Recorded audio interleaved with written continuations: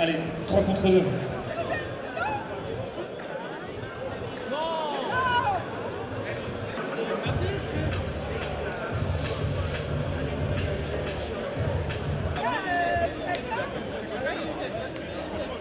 But de côte.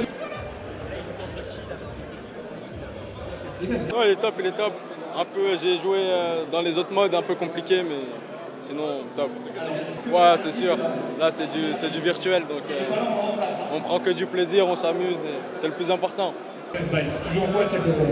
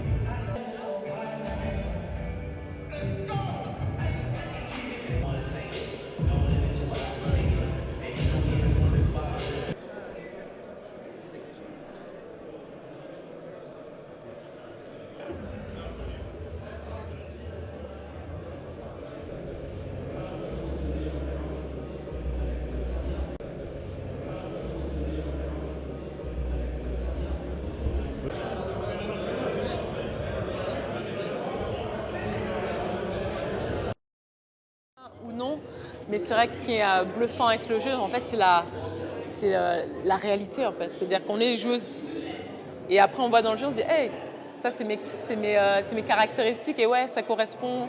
Après, il y a une évolution aussi de la qualité de l'image. C'est vrai qu'au début, on se dit, oh là là, est-ce que ça me ressemble pas. Mais là, aujourd'hui, je vois vraiment qu'il y a un effet où on se dit, ah ouais, c'est à peu près les mêmes visages, les mêmes morphotypes, les mêmes célébrations, la manière de se mouvoir, de courir.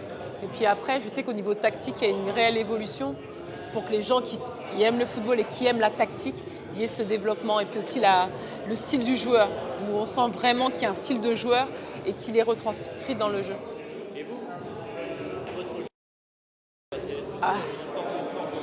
Bah, c'est une cible supplémentaire à toucher pour la pratique du football, tout simplement, faire savoir qu'effectivement les filles ont leur place.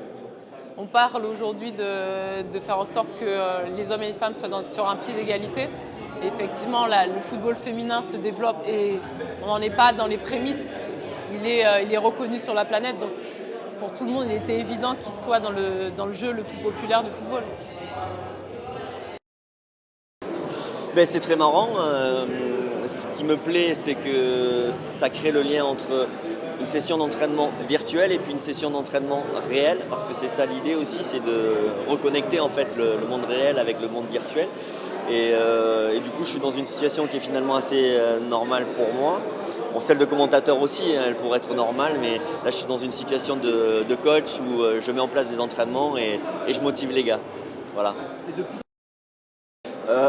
Ouais, ben enfin, ça part de la même approche qu'un entraînement, on va dire, classique que tu peux mettre en place sur le terrain, avec des exercices à faire, de possession de balles, des exercices à faire pour avoir des occasions devant le but, avec une façon de déborder et une façon d'attaquer premier, deuxième poteau.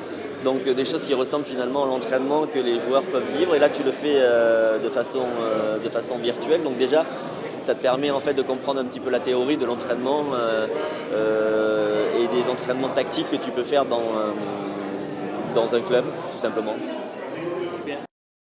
Ouais, forcément, on est toujours excité d'avoir ce nouvel opus. Le nouveau jeu tous les ans, fin septembre. Donc non, c'est assez connu et forcément découvrir les nouveautés, etc., les transferts, par exemple Mbappé là, qui est parti au Real, etc. Donc non, toujours très excité à l'idée de démarrer ce nouveau jeu.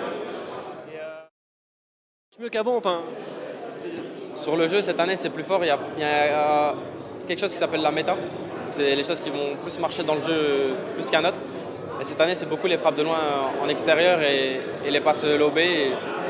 Et voilà, ça va petit filet. Du coup, tu vas t'entraîner le jeu.